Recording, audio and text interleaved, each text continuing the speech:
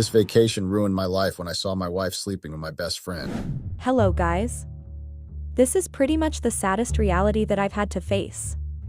Not gonna lie, I've been on this platform reading stories of people getting cheated on by their partners. I never knew I'd one day be here writing mine. Life has really gone full circle. I booked a trip for friends and family, and my wife decided that was her cue to sleep with my best friend. I, a 53-year-old male, am now trying to find a way to process the bullshit I was forced to experience. I don't know if there's a lesson in this, a lesson on trust or something. I don't know if I'd ever get over the pain, but I look forward to what the days ahead would bring. It's been 2 years now and my wife of 20 years, Riel 46, had spent the year before the incident asking to go on a trip abroad. I had turned it down because we currently have 2 sons in university. We were comfortable, I made sure of it. Having 2 children in uni, on the other hand, meant we didn't spend as much as we did earlier. I had constantly turned down the notion that we spent 2 weeks in a foreign land, because I thought it was only going to waste the money we had. Anyway, after giving it some thought and guided by the constant pleas and requests from my wife, I decided, why not? I started to plan a trip for the whole family. I thought my sons needed a break from the stress that came with being in university, and I felt a vacation would be perfect for all of us. I surfed the internet in search of someplace worthwhile, but I couldn't find one that's good and also fits my budget. We couldn't go to someplace in Africa because my sons each had about 3 allergies. I was always someone who wanted to visit Africa though, especially Nigeria. I just decided that the trip to Nigeria would be something I and my wife would do when I retired. Well, after searching for a while, I found the cheapest fun-packed vacation plan for a family. My wife liked to be treated like royalty, so I decided that I'd only go for the ones that were high class. The cheapest ones I found were worth close to double one of my son's annual tuition. I decided it was time to outsource this vacation. That was where my friend, the closest I've had and the one who's been around the longest, came in. He was a millionaire who had helped me out a ton over the years. He had once talked to me about going overseas on holiday, for the same duration as I had. I seized an opportunity to squeeze one more freebie out of him. I discussed my plans with him, showing him the choices I had and the money I had budgeted for the trip. He looked at them, smiled and said, "These aren't vacations, bro, let me show you what a vacation is." He opened his laptop, and what I saw wowed me. The locations, the way the pictures looked spectacular, and how everything I saw looked like they were expensive enough to clear my mortgage. Are you sure this wouldn't be one of those, what you ordered versus what you got things? He smiled. He told me how he has been going on these trips at least once a year. He said he reacted the way I did when he first made his millions. He then diverted the conversation into something that didn't relate whatsoever to what we were talking about at hand. John was a bit of an innovative-minded person, although he always used his big brain to run Ponzi schemes and scams. That was how he made his millions. He never got married, at least not yet, as he said he didn't want to settle down to one woman when he could get whatever woman he wanted. He had a son, 12, who he paid child support for. I sometimes wondered why he lived such a lifestyle, and sometimes I envied life. I mean, who wouldn't want to have millions in their name? Who wouldn't want to travel on $300,000 worth of vacation once a year without having to break every piggy bank they owned? Who wouldn't want to live in a $1.4 million worth mansion? He asked me to wire him the budget I had. I did, and I watched him use the money to book a 1-hour goat yoga session for 6. Yeah, you fucking heard me right, he spent my entire budget for a 2-week holiday on a 1-hour session. This motherfucker always found a way to make my hard-earned money look like peanuts. He booked the trip for 6, my wife, my 2 sons, his son, himself and I. He also booked the plane tickets to and fro cause my budget also included flights. I thanked him afterwards and just left. The day of the trip came and we all moved. My wife was most excited amongst all of us. She was happy she finally got to go on what she'd been asking for about a year.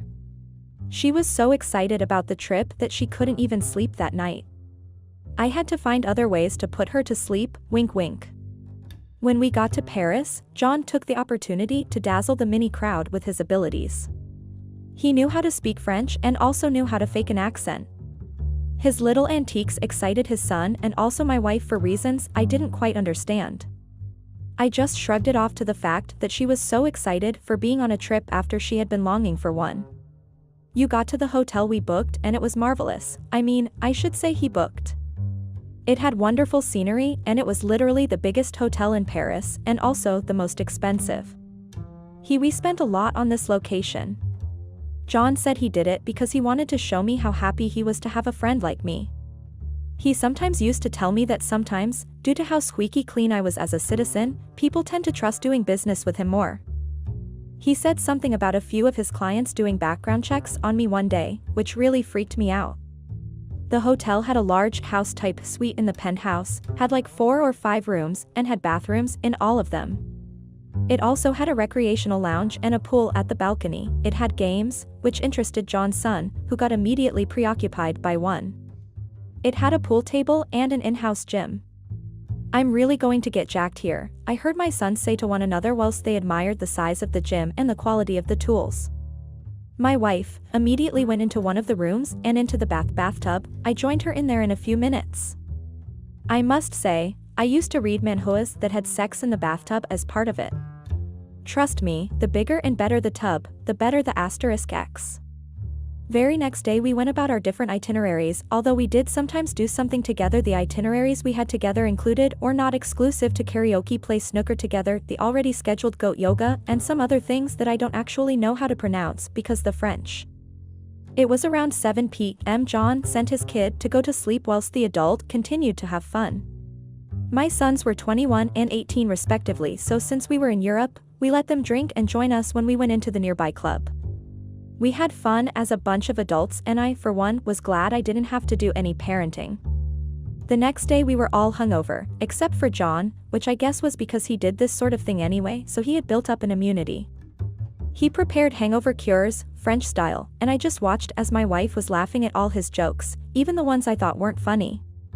The next day we went into the city of Paris. It was something of a sightseeing tour. We went to all of the tourist attractions we could go to that day, about 4 that day. When we got back, we were all very exhausted, again except for John. We sat in the living room in the penthouse and recounted our day. We talked about how fun it was and how it was good that we decided to save the visit to the Eiffel Tower for last as in the day before we were scheduled to return to the US. John continued being the comedian, with his funny getting more and more repeated and unfunny. I just wondered one thing though, why does my wife seem to be laughing at every one of his jokes and asking him to repeat them and all that? I looked across the room, to be sure I wasn't the only one not laughing. Alas, it was the other way round, my wife was the only one laughing. When I locked eyes with my sons, it showed that they too wondered what was funny. We all started to retire to our sleeping spaces, starting with John's kid. I can't lie, I keep calling him John's kid because I have completely forgotten the boy's name. My 2 sons followed, then myself. I beckoned my woman to join me to bed, but she insisted I wanted to stay awake a little while longer. At midnight that day, I woke up to ease myself. My wife was sleeping right beside me, but what I found weird was the night where she had on. It wasn't from our pile, and it also wasn't the same as the ones in the room we slept in. The nightwear in each room had different colors. I hadn't been in all the rooms, so I didn't know which it was from. The next day I had woken up earlier than I did on the days prior. I had something in me I had nicknamed the need to know basics. Need to know as in I need to know the answers to my questions. I never liked leaving any situation without a remedy. I got into the other rooms one after the other cause I couldn't rest if I didn't know which room the night where she had on was from. On getting to the 4th room, I saw one of the cleaners walking out with the night clothes from each of the rooms. It seems he had come in thinking no one was in because in 3 days prior to this day, we were always already out. I counted the piles on his hand to see if he had done all the other rooms, which I hadn't entered. He had. I tried to see if I could determine, from how the piles were stacked, what room he had gotten what set from, but before I could even get to that, the cleaner stuck all in a bag, as understandably, they might have been too heavy for him to keep carrying. I went back to the sitting room, put on the 100 inches TV, and sat to enjoy a movie. Maybe that would take the thought away from my head. My wife came in, behind the cleaner. One could tell that she had just awoken. She was having one of the nightwears we brought with us this time. She came closer and kissed me saying, "Good morning, my husband." I laughed and replied, "Good morning, your husband's wife." The cleaner looked at me, he had some sort of pity in his eyes. I couldn't understand why he would look at me pitifully. I started to think maybe because this was a different place, with a different culture, that maybe that was how they showed jealousy or envy here. Maybe he wanted what we had. I swear I'm FING stupid. Looking back at that day and recalling the look on that man's face, I am now heavily disappointed at the level of stupidity which I attained that day. I now even wonder how I managed to have 2 sons who are flipping Einsteins at their fields. The days went on. Each day we'd go out and have a blast, all expenses covered by John, and every day we'd come back and I'd sit through another round of enthusiastic show from my wife to my best friend. At some point it started to seem even insulting. Well, the last day came, Eiffel Tower Day. I and John had helped my sons get in bed with twin European ladies the night before, and that was what we were talking about for the most part of the tour. The 18-year-old was just losing his virginity. Don't ask me why he lost it that late, I don't know, and was happy as F***K about it. He could stop talking about how he was tired of doing just second base stuff with his girlfriend at school. I didn't know he had a girlfriend, otherwise I wouldn't have helped him get with one of the twins. The 22-year-old, he just got out of a 4-year relationship. Well, he didn't just get out, it's been a year since they broke up and I was trying to get him back in the game. My wife seemed a little disturbed. Initially I thought it was because of the discussion we were having, so I changed the topic. We continued our tour, my wife kept behaving weird and I kept wondering why. I had asked her if anything was wrong, but she kept on saying no. Minutes later, she told me she wanted to leave, that wasn't feeling good, that her tummy hurt and that she was tired from walking. I told the rest that we were going to wrap it up and head home for the day, but she insisted that she didn't want to spoil the fun for us. It took some convincing for me to decide to stay back and let her head back to the hotel alone, but I finally caved, called her an Uber and kissed her goodbye. There was a few seconds of awkward chatter before I got the boys hyped up again by suggesting we go to an arcade place. We got to the arcade and then the fun started. We played a few of those dancing games where you dance according to the arrows that come up on the screen. Then we played some laser tag. Not to brag, but I spent some time training to join the military, and although I ended up not joining the military, some of my residual skills remained. In this case, I was still a very good shot. We played capture the flag against another family there, a dad and his 4 sons, aged presumably between 22 and 10, I don't know. I brought the smoke. The little boy on the other side cried because of how bad we kept beating them. In the midst of it all, John got a text. I had seen from the reflection in his eyes that the text he got was an alluring photo. I gave him that nice look and shook his hand, we both laughed and then he walked out of the field. In my own Christian mind, I thought the booty call was from a girl he met at one of the parties we went to. We went back to the game we were playing with the other dad and his 4 sons, this time 1 man short. The handicap gave them a fighting chance. He had won all 3 rounds before John, but the 5 games after, we won 3 and lost the other 2. Right about now it had been 2 hours since John left and about 4 since Riel did. I felt bad for leaving her all alone when she obviously needed someone to take care of her. I recalled her intense fear of heights and the fact that she was only just starting to get used to being on high ground. I felt bad for leaving her all by herself even after neglecting her phobia for heights and making her climb the Eiffel Tower. I decided to leave my eldest in charge while I go take care of my woman. I gave them each 400 euros to spend, which was just above $500 then. I got to the hotel, swiped my keycard across the door and walked in. I saw the clothes my wife had worn earlier scattered on the floor. I had thought to myself, maybe she had diarrhea and took it off before she shat herself. I approached the room we shared, but something else caught my eyes. I saw 1 foot of John's pair of shoes close to the door, then just ahead of it was my wife's panties.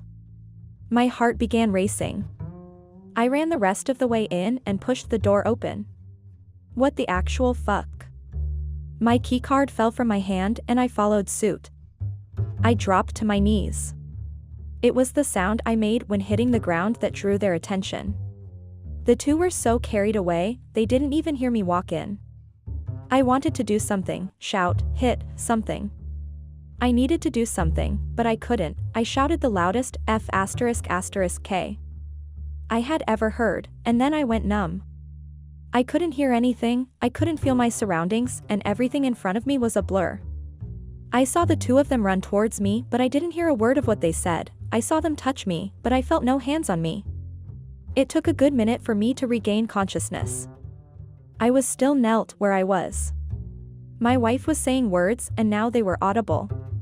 She was pleading for my forgiveness, saying how sorry she was. Saying how it was only a one-time thing, that she made a mistake, and how she'd spend the rest of her life trying to make it up to me. All those words went in one ear and out the other. As I knelt there, the one thing that came to my head was the look of pity on the cleaner's face that day, the look I had thought wasn't what it actually was. I know now why he pitied me. This woman was fucking my best friend. I got up and left. I didn't know where to, I just walked. I think I might have lost consciousness again, cause the next thing I remembered was it being nighttime and me still walking. I asked the nearest person how far I was from the hotel I stayed at. I was told it was almost 2 kilometers away. Did I just walk 1.2 miles? The next 3 months went in similar fashion. I'd be doing something and next thing, I've lost time, sometimes a few minutes, sometimes hours. I was forced into early retirement due to this. I almost burnt down my house and I had to stop driving, due to the possibility that I might lose it when behind the wheels. It took a while before I became normal again. I just got back behind the wheel a few weeks ago. As for the woman who did this to me, we're separated. Not divorced yet. She still tries to get us back together even though I told her there can never be an us anymore. We had something good before, but she decided to stick my best friend's D***K inside what we had. As for my best friend, I know some of you are thinking right now, why didn't he say ex-best friend? Well, even I don't know the answer to that question. I have told him if he ever got caught in his illegal deals, that I'd testify against him. He has made his peace with that. We don't talk anymore, although he keeps sending me wads of money in hope that it would help fix things. I keep the money, it's the salary they made me not get. I'd worked 20 years with that company and I still had another good 10 years in me. If not for that incident. I'm seeing a therapist, obviously, because that was the only reason I'm able to write this without going crazy again. I miss my old life and I wish I could have it again. Just without Riel. My eldest is getting married next year, to a young lady who I think is good for him. I hope she treats him better than his mom did me. I think my life will be better, there have been signs. Lord, whatever lessons this was supposed to teach me, I'd have preferred to learn them by handwritten notes. That will be all. I started a live stream of my cheating husband. While he was in the act, betrayal is a terrible thing to go through. It tears trust apart and leaves wounds that take a long time to heal. It's been a year since the guy who I thought was the love of my life, it was pretty stupid TBH, broke my trust and cheated on me. When I saw this thread, male and female Redditors who caught their partners cheating, how did you do it? How did you react? I knew I had to share my story because I want anyone who has been through that situation or is going through it to know that they are not alone in this. And although it may seem like the toughest phase of their life, it will pass. I'll start from the beginning so that everyone reading it can get the complete context of the situation. Me and my husband, now ex-husband, Max, are both the same age, 30 years. We had been married for 5 years before I got a divorce from him last year. We have no children together, lucky for me, because I don't want to raise a child with that bastard. We both come from a small town in New Jersey, USA. Our town had only one school, so it was one of those situations where everyone knew everyone. We had always been in the same class, we were in high school. When he asked me out on a date, I thought he looked cute. And so I was like, why not? We dated throughout our high school, and years after that, we did encounter many rough patches in the initial years of our relationship, but we used to get through it eventually.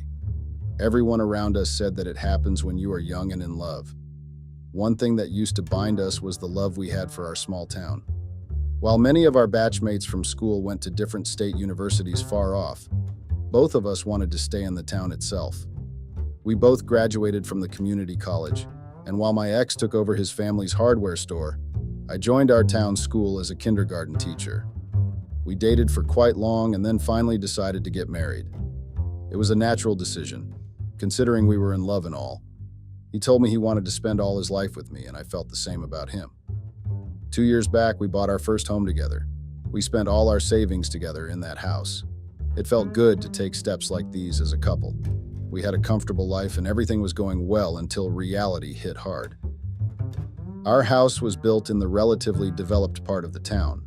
The houses in this part were only recently built, so it was no surprise that not many houses were taken in our lane yet.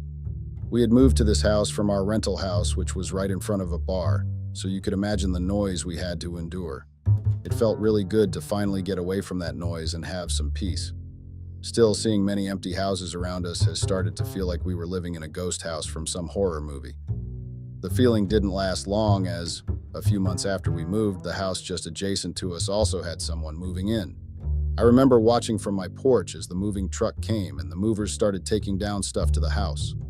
I waited excitedly to see who our new neighbors were. A woman then came to the house and parked her car in the garage of that house. She must be the new owner, I thought to myself before leaving the house for some errands. I thought of introducing myself later to her. Later that night, I told Max that we have a new neighbor. "Someone we know?" he asked. I told him that it was a new face, and I hadn't seen her around town before today. I told him that we should go and introduce ourselves to her. He hummed a yes or something before we went to sleep. I was busy with an event being held at the school, so it was only a few days later when I finally went to my neighbor's house to make an introduction. I had baked brownies that evening and decided to take some for her as well. My neighbor was a woman named Clary. She had just moved to the town. I asked her if she's alone or her family will join her. She told me that it was just here. She had moved to the town from New York and had gotten a job in the local news channel. I didn't ask any further because I didn't want to be one of those nosy neighbors I saw in the TV shows. This was our first meeting after all. I told her to feel free to ask us if she needs something. She seemed like a sweet woman, was my first thought as I made my way back home. Days went normally after that. I was busy in school as I had to also take classes from another teacher who was on maternity leave. Max was also busy in the hardware store. Some days, correcting copies and other work took so long that I used to come home after him. I would see Claire in passing and we would pass a smile or a wave, but that was it. One day, it was just me in the house. I was in the middle of making dinner for me and Max when I heard the doorbell. I was surprised to see Claire on the other side of the door. I invited her in. She told me that she had locked herself out of the house while her keys were still inside. "I'm still getting used to these locks," she said. I told her I understand, as it took me some time as well to get used to the automatic lock. I told her not to worry and informed her that my husband owns a hardware store in the town and will sort it out easily. She released a breath of relief and I smiled at her as I took my phone to dial Max. I told him what the problem was and asked him if he could send any staff from the store to open the lock. Max had 2 staff in his store working alongside him, but they were on half day that day. It was almost dinner time, so he said he'll be home soon and will open the lock himself. I hung up the phone and told Claire that Max will be here soon. I asked her for coffee, and when she said yes, I made coffee for both of us.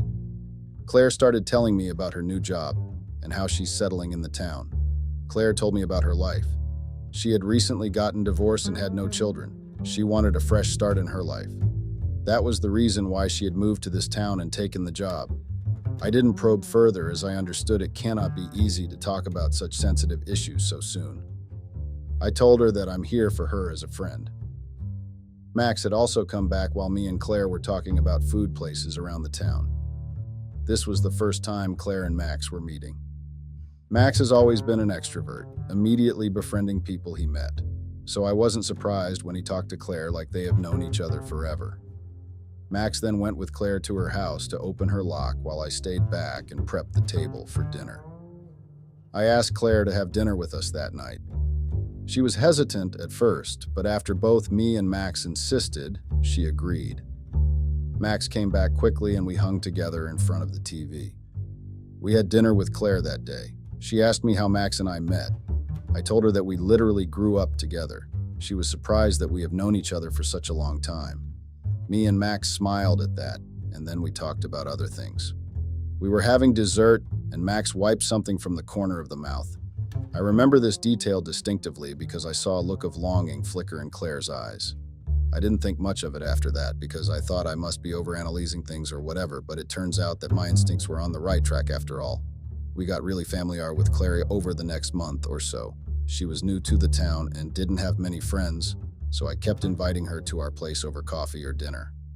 I just wanted to be a good neighbor friend to her so she didn't feel alone. One day over coffee, she told me how her marriage fell apart. We didn't realize how the distance between us grew so much. We became strangers to each other even when we lived in the same house. Tears surged through her eyes as she spoke to me. I comforted her and told her that everything will be better. I told Max what Claire had told me about her life. I felt bad for her because I understood that it could be to see all your dreams about life getting broken. At that point, I thought I wouldn't be able to handle a divorce. Max felt bad for her as well, even though he had talked to her only once till that time. My husband is so compassionate, was my first thought after that. The second was that Claire seemed like a really good person and was a good neighbor as well. It seemed wrong that she had to go through this. Whenever Claire needed any help, like needing a carpenter or to know about the town, me and Max both made sure that we could do something to help her. One day I got a call from Claire that her car broke down in the middle of the road. She told me that she was coming back after work, but her car broke down. I asked her to send me her live location. I was about to go and get her myself when Max came back home. He asked me where I'm going, and upon telling him, he insisted that he will go to get Claire. He told how that location is at the outskirts of the town and that location at night isn't safe for two women. Since he was right, I agreed. He went to get Claire while I stayed back home. It took them more time to come than I had thought in my head. I heard them laughing about something as the car door opened. Max came in with a smile and told me how he had called the garage to pick up Claire's car. I nodded and told him to get freshened up for dinner. While we were having dinner, Max remembered that since Claire's car will be at the garage, he offered her that I will drop her to work. I told him that I had to rush school earlier than usual this week because I was taking on extra classes. I told him that it would be better if instead of me, he could drop her on his way to the hardware store. He nodded to that, and that was it. For the next week after that, Max would drop Claire to her work. I used to leave for school before them, but every evening, Max would tell me something related to Claire. Some days it would be things like, Claire really liked John's pizza. John's was a local pizza place, and I had told Claire to try their pepperoni pizza. He would also tell me jokes that Claire shared with him during their drive to work. I didn't think much of it. Max was a friendly person. He had always been one since we were children. It seemed good that Claire was settling in the town. Claire's car came back from the garage within a week. She started going to work in her car, but Max and her friendship kept growing. I was friends with Claire as well, but her friendship equation with Max was completely different. She would drop by the store with coffee for him. If she needed any help, instead of coming to me like earlier, she would directly call or text Max. It didn't sit well with me. Something felt different about their friendship.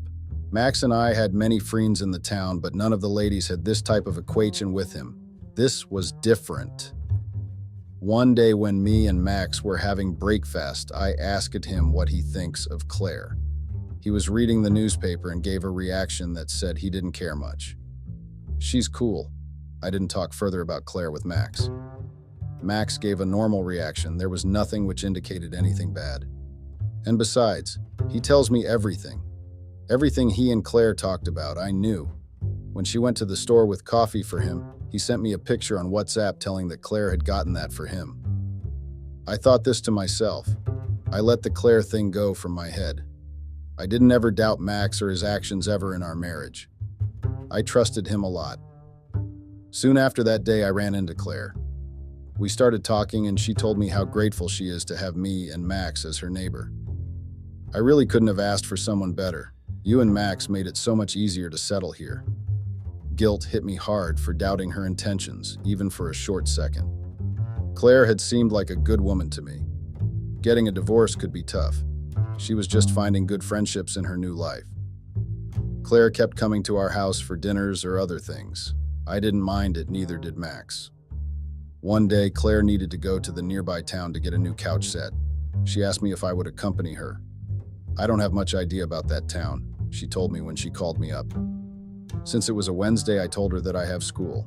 I told her that I can go with her on the weekend. She was busy that weekend. Max suggested that he can take her there as he didn't have much work on the store that day. Max dropped me to school and then went to pick up Claire. They went to the town together. Max called me during my lunchtime that day. I asked him how shopping was going. He told me all well. After furniture, Claire had decided to get other things as well, since they were already there. I said it makes sense and told Max to drive safely on his way back home. They came late that evening.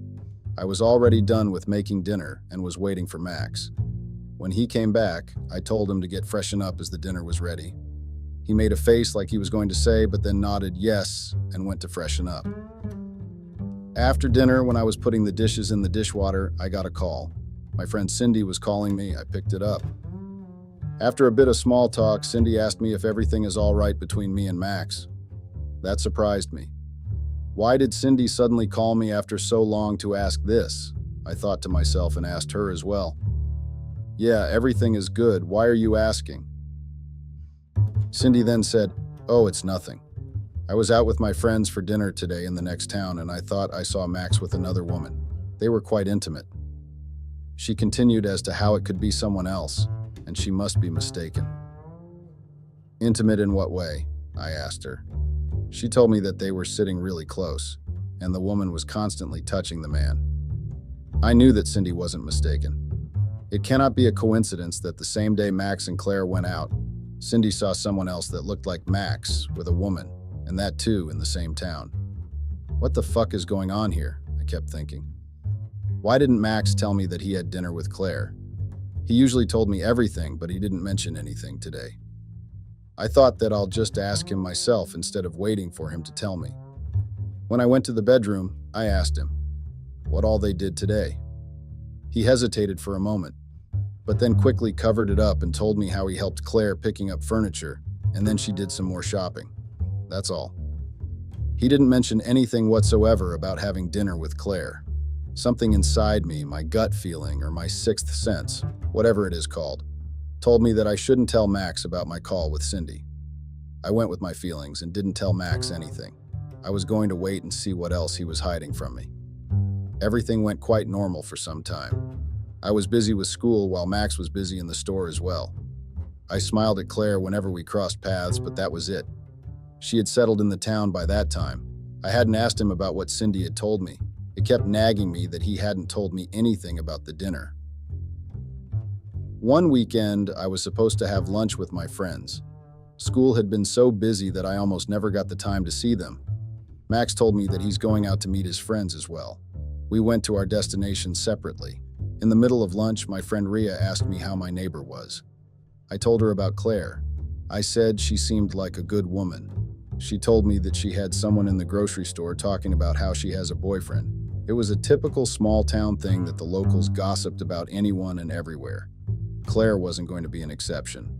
What Rhea said confused me a bit as I haven't seen her around any man. If she did have a boyfriend like Rhea just said, shouldn't, as her neighbor, I would have seen him at least once or twice. Besides what Rhea told me, I enjoyed spending time with friends. On my drive back home, I kept thinking about what Rhea had told me and what Cindy told me that day on the call. Something wasn't adding up, but one thing was sure, that my husband was hiding something from me. Lately, he had started avoiding looking me in the eye when talking. It was a very small thing, barely noticeable. I wouldn't have even paid attention to it if I didn't know him for so long. It was a habit of his to avoid eye contact when he's lying or hiding something. I had learned this in the starting of our relationship only. I had my suspicion that something was wrong, but there wasn't anything substantial so that I can finger point at it. I decided to find out what was going on to either confirm my suspicion or end it. I decided that I'll just keep an eye on Max and Claire. One day I had to take a reroute from school to home. There was some construction work going on the way I took it every day.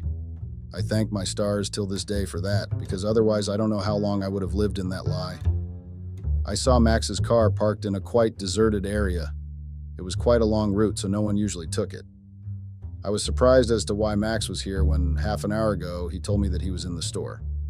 I parked my car in the shadows with quite a distance between our cars. He couldn't see me, but I could see them.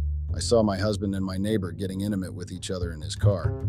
I would be lying if I said I didn't expect it. In my gut, I knew that something was wrong.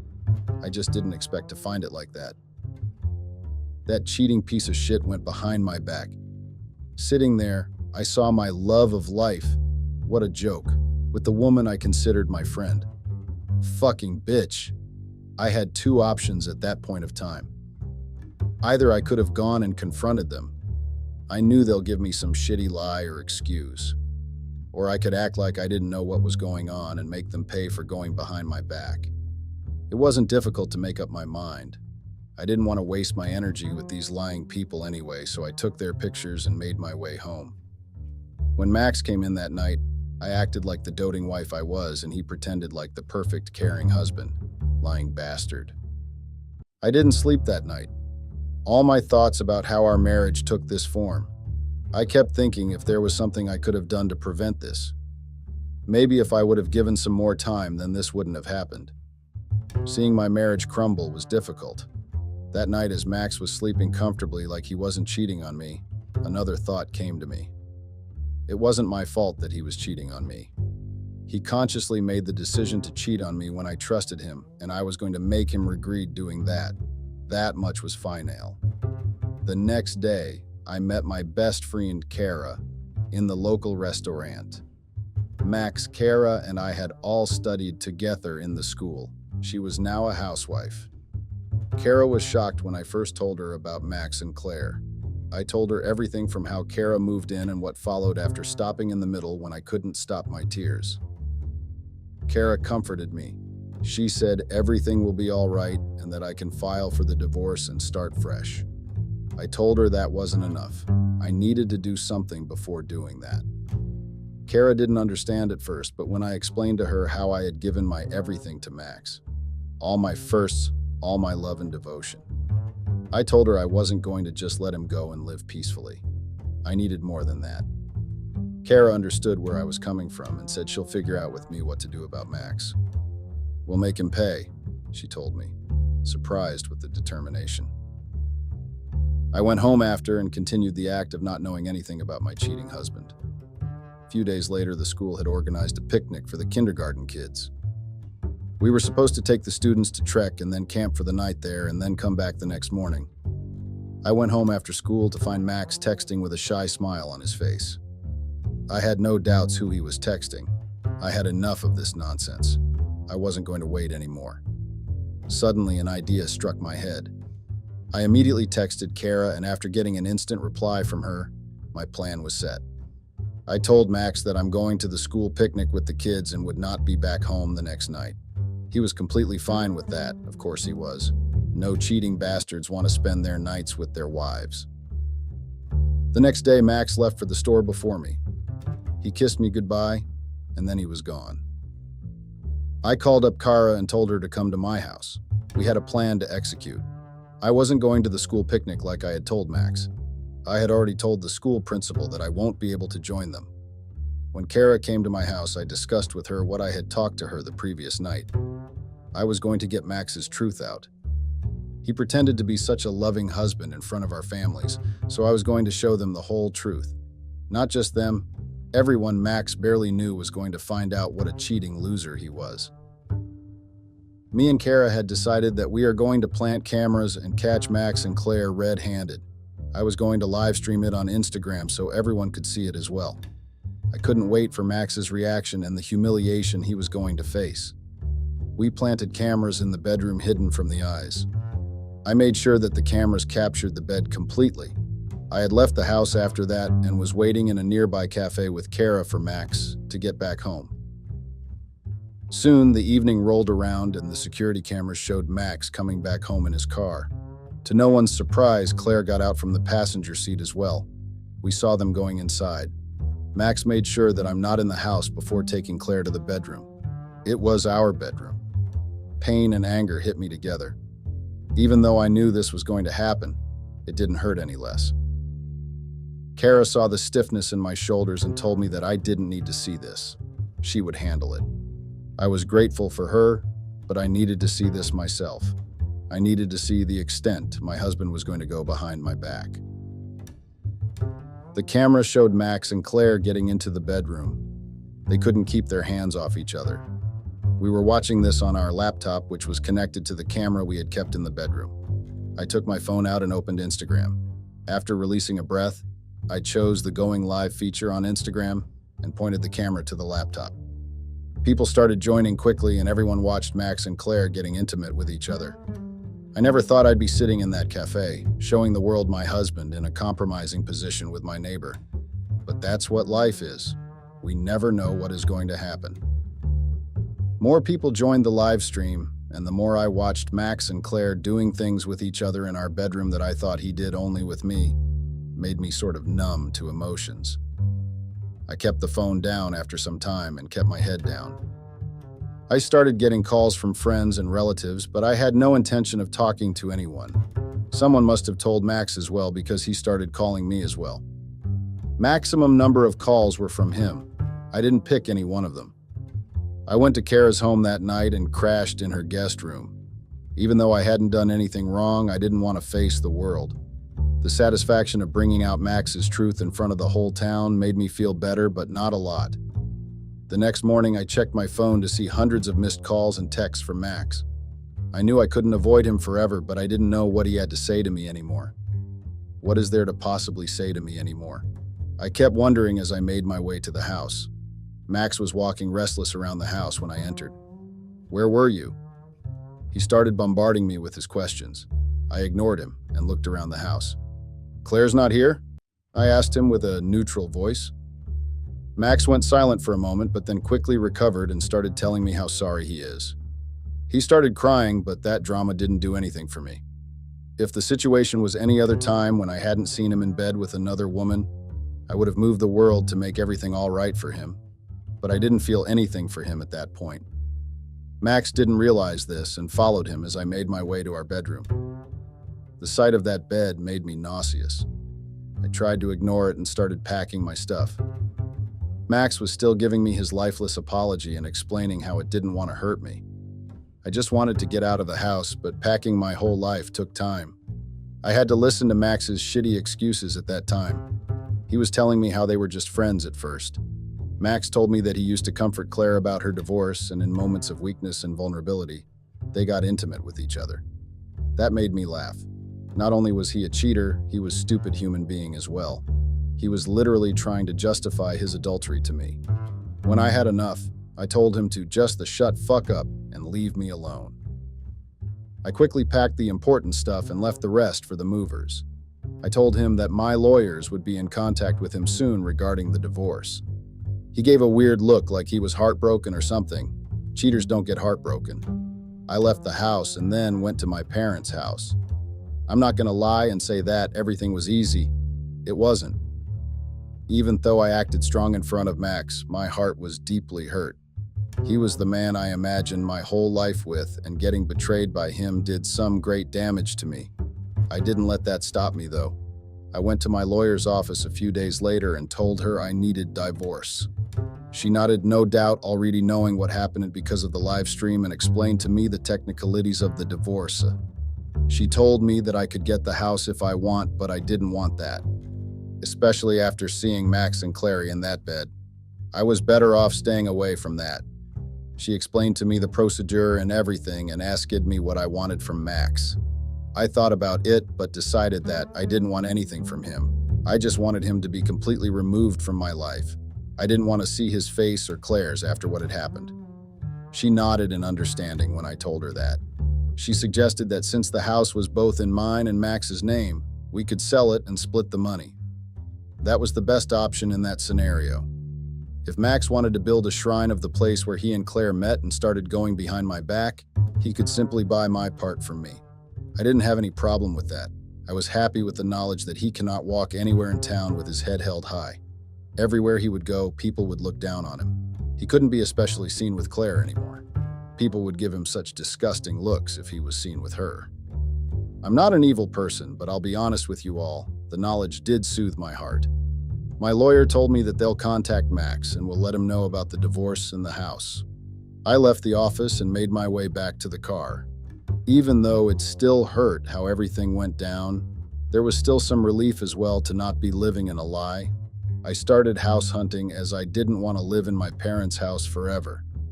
I found a cutesy one-bedroom apartment in close proximity to the school.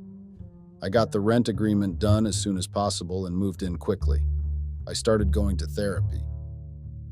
It helped me a lot in accepting that I couldn't have done anything to make Max faithful. He was responsible for his actions. My therapist told me that I was blaming myself because Max couldn't be the person he told me he was. It was good to see her perspective even though it cost a lot of bucks. I read a quote somewhere that people go to therapy because of people who needed therapy. I laughed at that. It was kind of true. My divorce came through quickly. There was no resistance from Max's side. The last time we met was at the court when he told me how sorry he was, and if he could, he would undo everything that happened. I didn't forgive him or anything. I didn't even want to talk to that piece of shit. My friends told me that Claire had quickly left the town. She didn't even give her resignation and just vanished after that day I live-streamed them. No surprise that she couldn't face me after stabbing me in the back. Max also left the town after our divorce was finalized. It wouldn't have been easy for him to face everyone after what he had done. I wondered for a minute if he went to Claire, but then took the thought out of my head. I didn't care about either of them. It has been a year since the court granted my divorce. The house has been sold, and I got the money. Max contacted the lawyer and told her that I can keep his share as well. But I flat out said no. I don't want that bastard to feel better by giving me some money. The damage he caused was irreparable. He deserved all that humiliation because he broke my trust and cheated on me, but I didn't do anything to deserve that betrayal. I was loyal to him through our entire relationship. Anyone reading this who has gone through this or is going through this, I want you to know something. You couldn't have done anything more to get their love or faithfulness. In my recent session, my therapist pointed out something really beautiful. She said, and I quote, "There shouldn't be a need to earn someone's love or loyalty. We all deserve it just by being the way we are." This really stuck with me. Even after a year, I still feel hurt sometimes. Sometimes I get nightmares, the video of Max and Claire keeps replaying in my head, but then I remember my therapist's words and try to move on. It's getting easier with time, and I think I'm finally reaching a place of happiness and peace. Thank you for reading my story and for your support through the comments. It means a lot to me. Update. There were a lot of comments asking if Max had tried to contact me. He had when he left the town, but I blocked his number. I also blocked him from all social media platforms. My ex-in-laws live in the same town, but we hardly cross paths, and whenever we do, we just smile and go in our respective directions. Max's mother told me after our divorce how she feels ashamed for what Max had done. I told her it wasn't her fault. I hope that I can reconnect with them in the future.